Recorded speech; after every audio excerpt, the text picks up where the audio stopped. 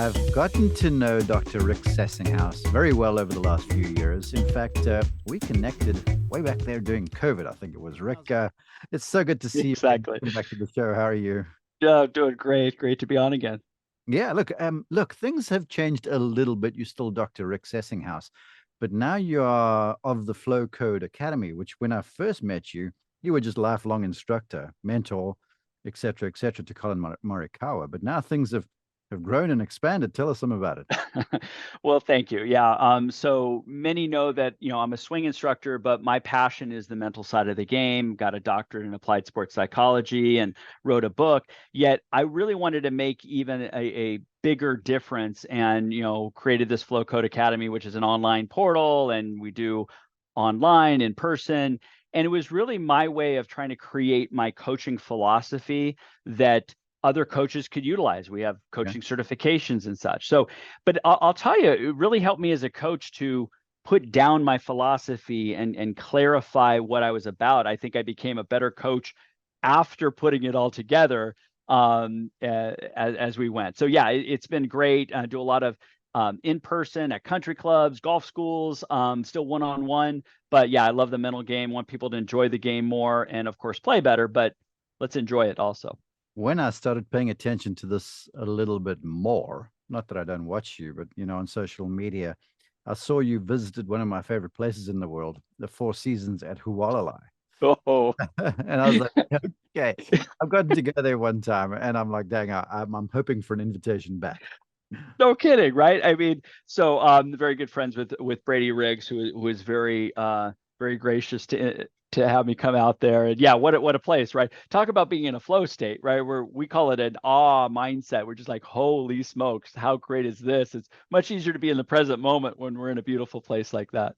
It is amazing, though. You can be in that incredible place. You got the mountain behind, you got the Pacific Ocean, you got the waves crashing on the rocks, and then you hit the ball in the lava one time. You go from flow to fear to aggravation very fast, don't you? You can, but now that you've been studying flow code, you're going to be able to monitor that a little bit more. Okay, well, I'm gonna give you the ability to share the screen while you go there, quick folks. Um, Rick obviously is the director of the Flow Code Academy, and I saw this graphic that he put up. It was online, and I was like, yes. And then I was reading more into this, and the key skills really in this, or that you work on, is just motivation, focus, confidence, and execution. But all of that, if I'm understanding you correctly, is very much a function of this performance loop. So before we dive in and really get kind of granular, talk to the folks. And for the folks listening, this is available on YouTube right now. You can go and see the graphic that Rick has put on the screen. Yes. So part of the challenge, honestly, as a mental game coach is to educate the golfers out there of what is the mental game, right? Most people, they give me a lot of different answers, and it's not that they're right or wrong. It's as a coach, we want to be very clear on what our intention is, right? Yeah. You go to a golf swing lesson and you may use a radar system to get your ball to go straighter because you're working on path club face relationship and your coach is going to help you with grip and these different things. There's a real cause and effect relationship. I think with the mental side, it's been a little bit too kind of out there and general, and so I really wanted to put it of what are we actually training. And so throughout my experience and studying and research, I look at it basically as the mental game is state management. Okay. Your mental, emotional, physical state. What am I thinking? What am I feeling, right? Which is going to affect how I'm behaving. We can have a wonderful golf swing, physically be very gifted. However, I've noticed that doesn't always translate in certain situations. Now, we have all felt in fear. lots of situations. Goodness gracious, you and I work on the PGA Tour. You see it even out there. I'm sure as an instructor you experienced that. I've experienced it in my own household with my eldest daughter, who is like gifted, and then it's amazing how the whole thing just crumbles in upon itself when you go into this fear sort of situation. Yeah, exactly. And again, my background is not as a clinical psychologist, yet what are we seeing in sports and in life right now? We're seeing people more anxious, we're seeing more stress, we're seeing more mental health issues than ever before. And again, I want to make sure I'm a performance coach, yet I have to deal with people who are feeling anxiety and stress on a golf course. That will affect their behavior. It'll affect their decision making. It'll affect how they swing the club, the timing, the pressure, the grip pressure. All that is going to be affected by a stress response. So if we zoom in now and we look at that fear state of what do a lot of people experience? Well, unfortunately, a stress state, okay, is affected by what we're thinking about and what we're focusing on. Yeah. But before I jump to that, I want to make sure it's clear for everybody. We have a result section here. Results matter. They do. And you work with a swing coach to get a better ball flight, a better dispersion, all that stuff. I think that's vital. But what I'm looking at is the state you were in while you performed it is a trainable skill also. And when we're in a stress response, it was triggered by a thought ahead of time.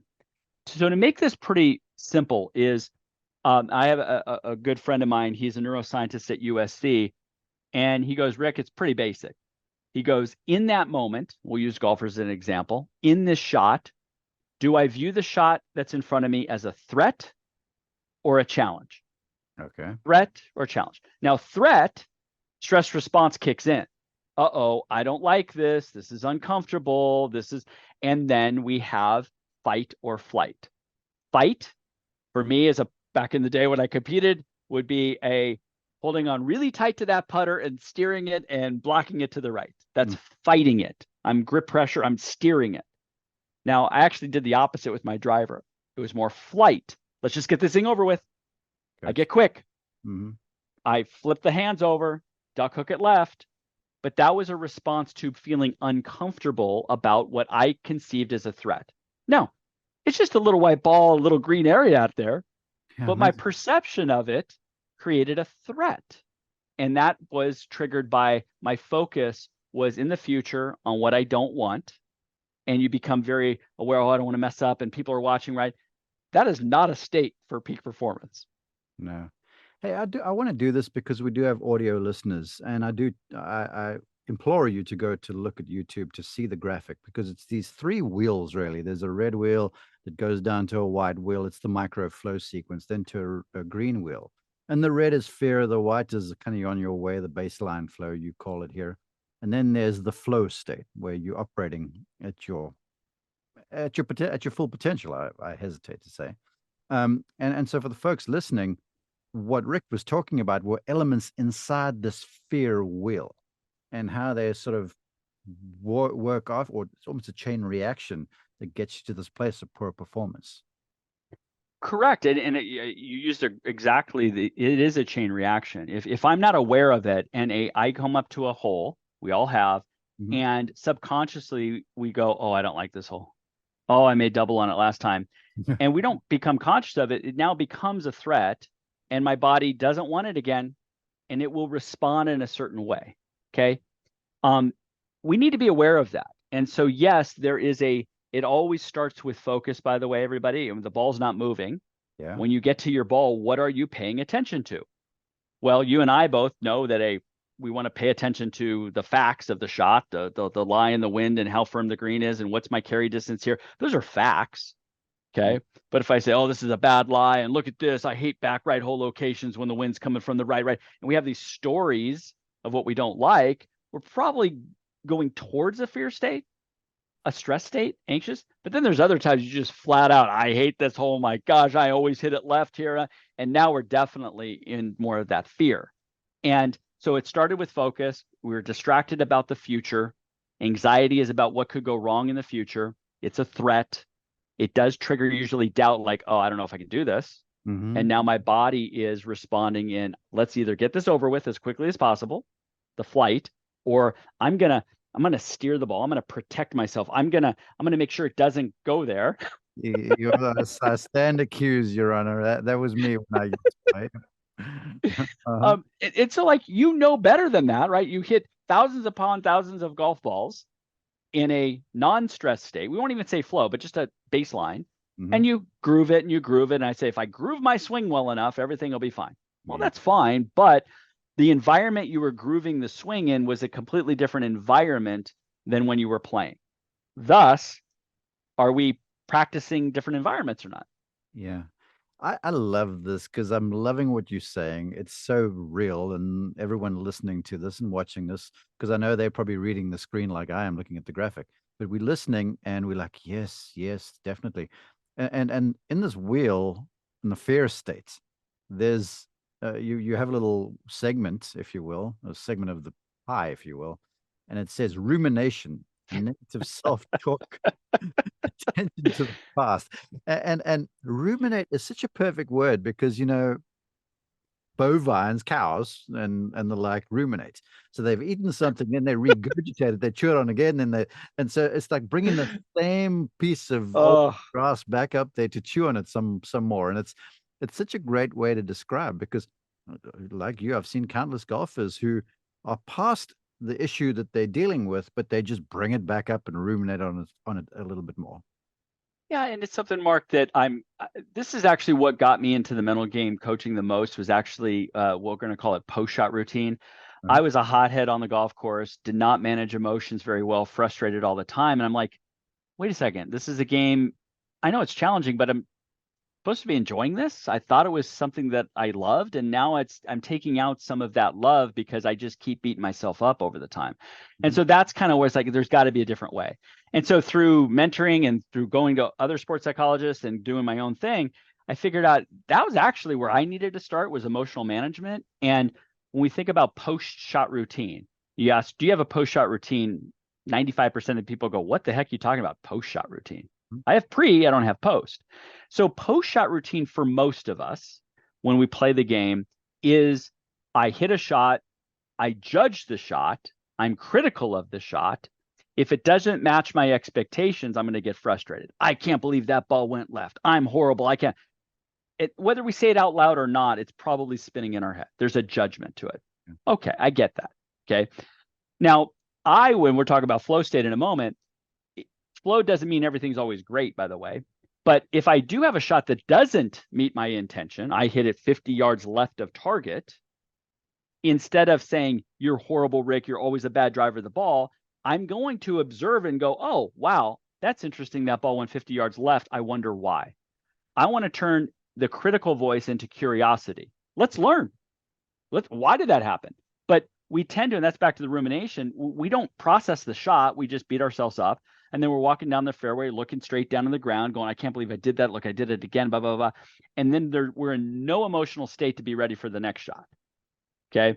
And so now emotions affect focus, emotions affect decision-making. So if I have nothing to manage emotions, man, it's a roller coaster ride. And so so sometimes fear builds on fear, and then that's why we call this loop. It can kind of, if it's not directed somewhere else, it can be all encompassing sometimes. Well, yeah. And as I look at this, and correct me if I'm wrong, because inside the wheel, you've got fear in bold letters. It stands out there. And then there's a build-up phase where, if you're looking at an analog wristwatch, that would be around 1 and 2 o'clock. And then there's a gain phase, which is around 3:30, 4-ish. Then there's a peak phase, and then a transition phase. But you could sort of start anywhere on this wheel and have the thing just kind of loop on itself. Is that correct? Correct. Because that ball doesn't move. All of these are important, right? And I think that's the part, like when we have build-up phase, gain phase, peak phase, transition phase, in flow, there, and we may or may not get into this later, but there is brainwaves that are associated with the flow state. It's a much lower brainwave activity than a fear state, which is high beta, a lot of thinking going on, a lot of activity going on, right? So when we get to a golf shot, I want to make this clear. It's not about not thinking. It's actually processing the environment. So that's the buildup. I have to process information. I have to then start to make a decision. And then I would want less thinking. I got to go execute the shot here. Now, that might happen in 20 or 30 seconds. What we see, though, in a fear state is that it stays at a high beta because the anxiety of what could go wrong is running the show. We never get back into a clear goal of what we want to accomplish. And even if we do, like sometimes I'll have people who have conflict. I know I don't want to go right into the bunker. I want to get on the green. Yeah. but which picture is going to win, right? Which decision is going to win? And sometimes they're in conflict a lot, which already creates a lot of stress in the first place. The body's going, I'm not quite really sure where you want to go. I'll kind of go somewhere in between, or I'll kind of guide it as I go. So when we go from fear and we go to flow, right? And I'll bounce around here for the people watching on YouTube, but I want everybody to understand that fear is a state. Sometimes it's subconscious where we go, God, why am I feeling uncomfortable right now? We don't even know why. Mm-hmm. And other times we're very clear on what we know why. We get to the first tee, we're paired with somebody we don't like. We can already see it slow play out there. The greens are bumpy, the wet. All these circumstances could change our state. Yeah. And we haven't even teed the ball up yet, right? So flow, and get everybody out there, look at it as one shot right now. We approach a shot. Mm-hmm. What are you fully focusing on? Flow follows focus. Well, the ball's not moving. The flag's not moving. The only thing that can change in real time is the wind and the strength of it. But I can be fully present in the moment. And what we train is asking a lot of present-based questions, like, how is this lie going to affect the ball? How far it is to the middle of the green? How firm is this green? What's the elevation? Those are all fact-based questions instead of, oh, I don't like this number. Yeah, exactly. And I understand that we've all felt that way, but being immersed in what's in the moment is a skill. Now, on this wheel, I put something called expanded awareness or priming your pattern recognition skills. All right. You and I have played a lot of golf, and we've certainly seen a lot of golf. And you, as a great announcer, you could go up to a ball and tell Jim Nantz, the ball's sitting down, the ball's probably going to come out a little bit kind of dying. And you could give them all, and you're not playing the shot, but you've seen that enough to know what it's going to do. That's called priming your pattern recognition. You've done it before. Let's recall that. That helps me make a better decision. Mm-hmm. When we're in a fear state, we're not remembering anything here. We're remembering of don't go here, don't go there. Oh my gosh, what a bad lie. See. Somebody pattern, okay, that's sitting down. That could come out like a flyer, but you know what? I think it's going to come out dead, and we're problem solving. Okay, so that's part of focus, is aware of environment and then solve the problem. Oh goodness, you had me in a tiz there for a second, because like I'm listening to you here and I'm thinking of all these experiences, and then I'm thinking of players, and I think of your Collin, and then I was thinking of Jordan Spieth. And Spieth appears to be panic stations all of the time, just by the way he talks to Greller and company. But everything about him, all the conversation and stuff pre-shot, is very factual. And Yes. he will even own it at times, where he will say to Michael Greller, this one's on me. And so apparently, even though it seems like it's like just mayhem going on inside his head, he is in a flow state at that time because of this expanded awareness pattern, correct? Yes, and you brought up a good point, which I do in practice, in playing lessons all the time, is I want my player to call out all the variables and what they are observing out loud. And because I'll ask them, how is that lie going to affect it? And what's the wind? And they have to now go, oh, wow, now that I think about it, I sometimes don't think about how this lie is going to affect it. I just look at it as a bad lie or a good lie. I go, okay, let's talk about that the ball's sitting below you in an old divot. Could that ball go low right on you? Yeah, it could be. What are you going to do with that? Are you going to put the ball back in stance? You're going to aim more left. So I want them to look at it as a puzzle piece, but like a problem to solve. But if they say it out loud, they actually become more aware of the environment in a factual way. And then they can hear themselves like, I don't like this. Okay, how can I shift it? But when we're spinning in our head all the time and we're emotional, good luck clarifying what we want to what we don't want. You got me thinking again. Nick Faldo has said this to me countless times. And look, this is a former world's number one golfer, 6-time major champion. He was the guy that wore out Greg Norman at the Masters in the final round and came back from umpteen shots behind Greg to win by, I think it was 4 or 5. And he used to say to me, even at his best, he always used to ask himself aloud the question, what do I want? What can I do, basically? And he goes, okay, I want the flag, but can I do that right now? Well, no. So now I'm going to move my target. And he kept moving the target until what do I want and what can I do intersect. and that became the shot. It was genius in its simplicity, but he did speak it out loud to himself. And Fanny Sunnison was on the bag for the longest time. They would talk about it. You know, if he missed a step, she'd call him back. It's like, well, can you do this right now? I love that for many, many reasons. Is with flow, we know that confidence, now we're going to go down, we're aware of our environment, we think we've made a decision, but we haven't yet. Are we confident we have the skills to match the challenge? So Sir Faldo was always asking that question. This is what I want. I don't know if I can do it.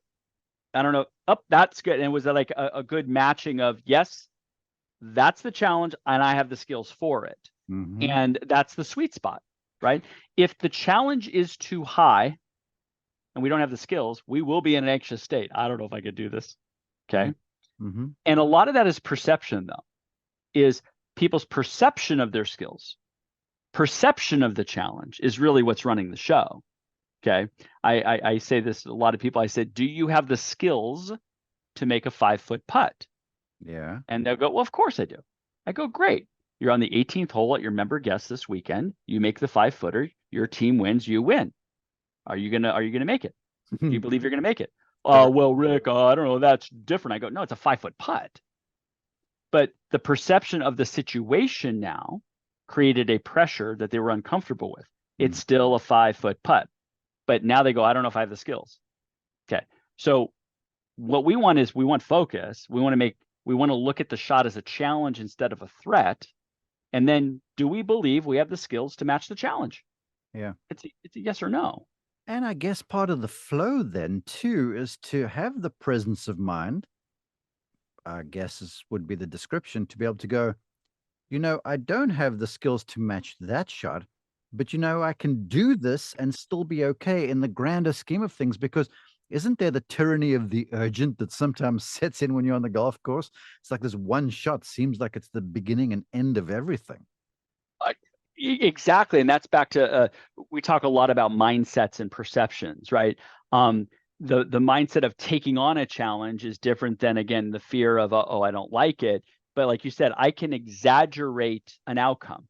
Oh my gosh, I have to start well in order to play well. I need to warm up well. And we have all these rules that we have in our head. Yeah. And then the other part is like, you're right. This shot is make or break. And yet we're only on hole 6. Okay. And we're already building up threat and we're building up the importance of it. Perception is your reality. Can we perceive it as a 152-yard shot into the wind? I'm going to hit a knockdown 8-iron and I'm going to put the ball back in stance. Yeah. Okay. But if we say, oh my gosh, I got to make par here. If I don't, now we're playing the story in our head that's going to interfere with not one decision making, but ultimately commitment to the golf shot. In here, in this flow state, I'm going to read some of the titles, and there's one I want to dive into, and then I want to ask the million-dollar question: how we get to this during a round.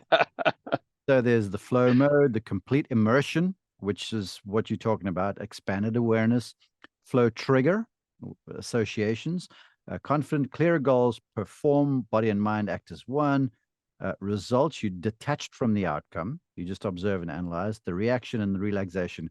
And then there's joyous anticipation, looking forward to play the next shot. I asked this question to a local professional yesterday morning, I think it was.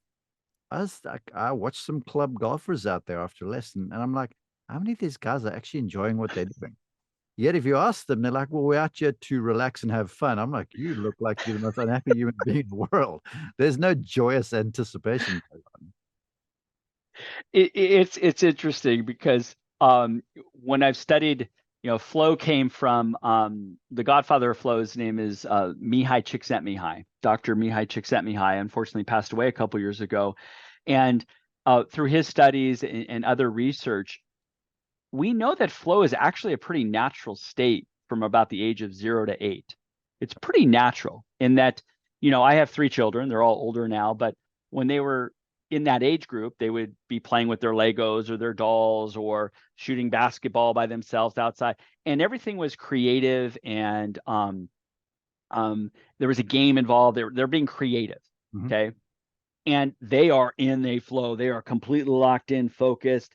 They are doing things, they love it, right? Part of flow also is intrinsically motivated. I'm doing it for just doing its sake. I can't wait to play this, right? Mhm. Now, after about the age of 8, when kids go to school a little bit more, they're getting a little feedback from teachers, more from the parents. Getting sometimes, and I'll admit it, I've made this mistake many times as a parent. You start to be critical or judgmental of what they're doing, and then they go, "Oh no, now people think I don't know how to make a Lego spaceship anymore. He Yeah. told me that didn't look like a spaceship anymore. Oh no." And now they're out of that flow because now they're concerned about what other people think and so on and so forth. Mhm. So the joyous anticipation when we're kids is always there. I want to go play. There's no judgment of, did that Lego look like a spaceship or not? In my world, that looks like a spaceship. Yeah. And so we are trying to get back to that. When I first took up golf, it was joyous. I played other sports. I go, man, this is challenging, but how do I get that ball over there and hit it as high as I can and flop shots? It was all creative. It was all experimenting. And you just wanted more of it, right? Mhm. And then for whatever reason along our journey, we become more critical and we have higher expectations and we don't, but yes, I want somebody to look forward to the next shot. That's what I want. That's so cool. Okay, now let's go backward on the wheel. Not that I want folks to go from performance flow back to fear states. Um, but here's the $1 million question, and I've kept you for so long already. This is like going to Rick Sessinghaus University. Poor performance, fear. There's the fear mode, negative anticipation, rumination, reaction, results, focus. You're so attached to the outcome. Stress, doubt, fear, the whole thing. Imagine all the bad stuff. How does one, this is, I know there's a lot to this, but Yeah. basically, generally, how does one go from the fear state over to the flow state? Because you said, look, this is a journey. You don't just switch on or you flip a switch and you're all of a sudden there. Because as I look at the flow, the sequence, there is kind of a purgatory, if you will, in the middle there. Purgatory. Yeah. And I think what I want to make clear is it don't look at it as fear flow as an on-off switch. I look at it as like a dimmer switch with light. I could be really, really, really fearful or a little bit anxious. I could be, I'm feeling pretty good to completely absorbed in a flow state. So we have this continuum at the bottom of this graph to saying, am I really, really, really in a fear state? Somebody who has the yips, for instance, they can't even move the club back at all. Mhm. Or I'm feeling a little tight on this shot. Okay, a little fear, but not debilitating as much. But then going towards flow, towards a baseline, like, I'm fine, to a little bit more focused, to where you play 9 holes and you don't even know what you shot, and you look at the score, you go, I shot 3 under. I didn't even know what I was shooting, right? We get absorbed so much and lost in the moment that's more of that ultimate kind of flow state. So this is where, of course, where my love is I want to make it clear, this is not necessarily on off, FlowCode. We believe that there's many ways to get somebody to go from fear to flow. Okay. And a lot of that happens to do with, we call flow triggers. All And I right. want to turn it around for people. A lot of people, if I say, what's a hole on your home course or a shot on your home course that you don't like, I guarantee you within 3 seconds, somebody's going to tell me 6 of them. Oh, I don't like this hole, right? And they're already, using a memory to trigger a flow state. Mhm. I always want to shift the question around, though. All of us, I don't care if it's for 1 hole or 9 holes, have experienced a flow state, completely absorbed in the present moment, confident we can execute the shot, a calmness. We were joyful, have been hidden. I mean, that's a flow state, right? Yeah. And then I asked, well, what was your thinking, feeling before that? And sometimes it's like, Ricky, I was playing with my buddies. It was a beautiful day. I had no expectations. I was on my favorite course. I just had this nice, great lesson with Mr. Immelman, and he gave me this one thing to think about rhythm. And I just had this rhythm for the day, and I just kept that rhythm, right? So think about when you're at your best, what were you thinking, feeling, and doing? Yeah. And sometimes there's some clues in there. And it could be everything from, we certainly use breathing rates and visualization and how the body scans, and we can use tools Okay. But people have to be aware of where they're at in the moment. That's a skill in and of itself. Yeah. Okay. And so we certainly are teaching pre-shot routine and post-shot routine, but we have found that we can train a lot of these triggers off the golf course. There's a company I've partnered with called Focus Calm, which measures brainwave activity. Well, we can take that device, we can hit golf balls with it on too, but we can take that device at home and go through some mindfulness, and we can go through some visualization, we can go through some different breathing rates, and you're going to see in real time how your state changes, not only brainwaves, but how you're feeling. So we at FlowCode know this is more than just golf. We want to help people go from these stress states that we are in life sometimes and more towards a flow state, more towards that you're in control of your situation, more towards you're focused and you're confident you can take on the challenge that's in front of you. So, I would ask that everybody, when you played your best golf, what were you thinking, feeling, and doing? Mm-hmm. And usually the answer is extremely simple. It's not, here's 22 steps to flow. It's, Rick, I had very, very reasonable expectations that day. I was going to try that new flow trigger where I was going to see my pre-shot routine visualization with the shot tracer, and I was going to change the color of it, and I was going to make it into fireworks because I wanted to be creative today. Awesome. And you know what? No, Rick, you know what I did? I did some breathing. I just did an inhale 2, exhale 4 before every shot. It really calmed me down. I've had people listening to music that triggers flow. Yeah. Listen to their favorite music. That takes them out. It's like, oh man, I love that song. And then they go hit a shot and like they're already in that state. So we have different sensory triggers, and we can utilize these to create routines that are built around what helps you. Some people that I work with don't do practice swings. Other people, it's vital for them to feel, we call it deep embodiment, to feel the shot before they hit it, to feel what it is to stay connected, whatever. Great. But notice they're paying attention in the present moment of how they're feeling. Yes. Okay. Mm-hmm. And then part of it, and I can't emphasize this enough, is the post-shot stuff. Is can we be detached enough to just observe something? Oh, that ball went left. That's interesting. I wonder why. Or, man, I remember Seve Ballesteros. He loved missing fairways because he loved to make birdies on match play. And you can pose it any way you want. That, oh, I'm in the rough. Great. Let's see me make birdie from here. Yeah. And so that post shot of managing emotions and managing our expectations and being less judgmental. And I mean, we know it's a challenging game. Just cut yourself some slack, everybody. No kidding. There certainly are many ways to frame this, and our buddy Brady Riggs calls them OTEs, opportunities to excel after you've hit a poor shot. Exactly. But I had a client the other day, and as a former college coach, I've seen this a bunch too, where with all golfers, but especially more advanced golfers, they play in something that's meaningful, and they have a nasty start.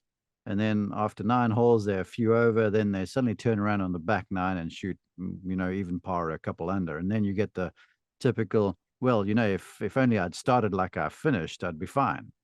But again, it's almost like you get so bad that they just click into how they normally play and they don't worry about the results, and things start to get better.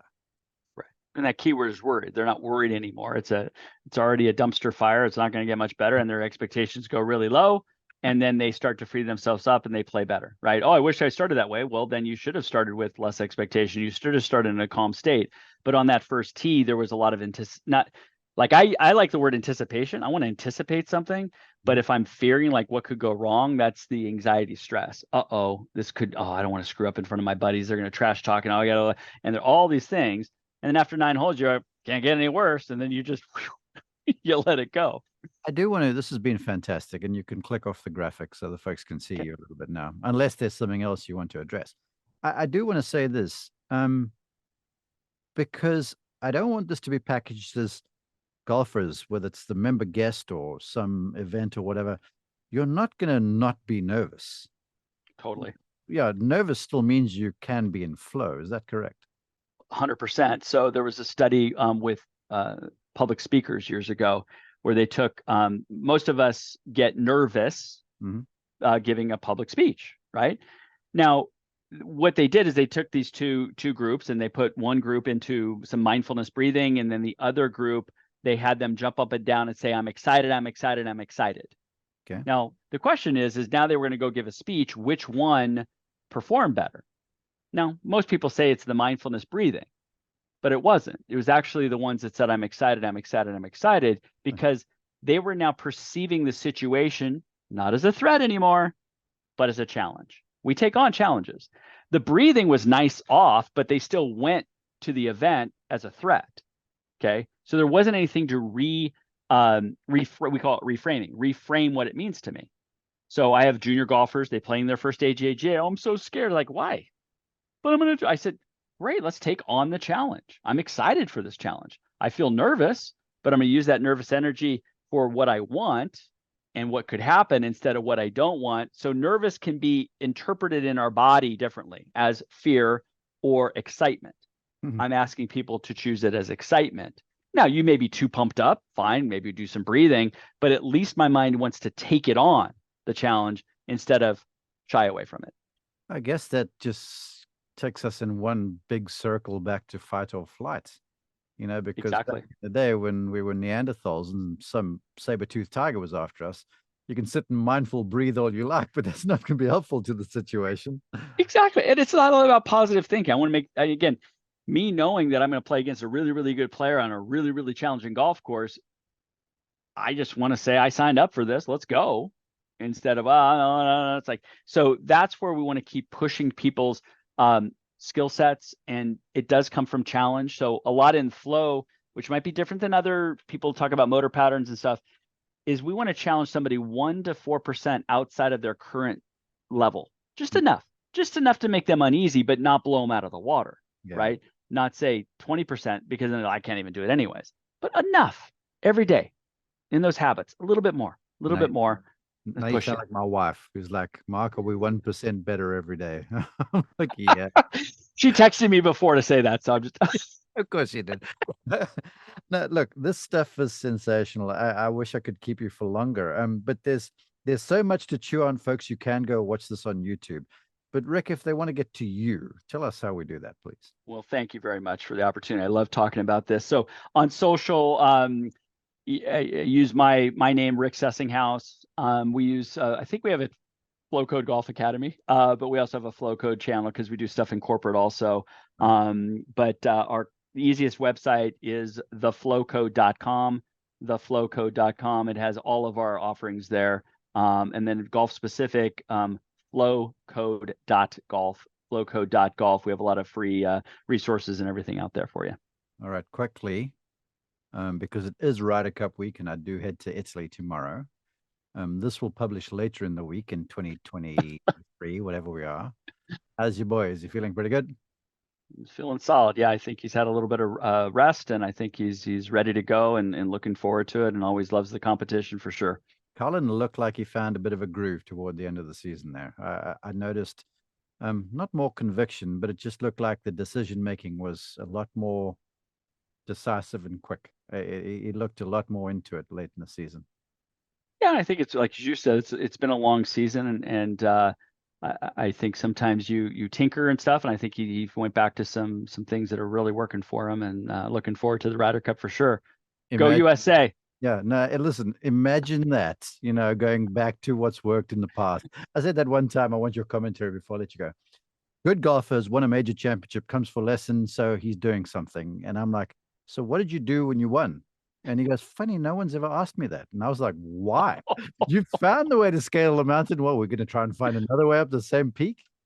Totally. No, FlowCode is about creating what's your recipe for success. Let's put those ingredients in again. Amen, brother. Thanks for your time. Thanks, Mark.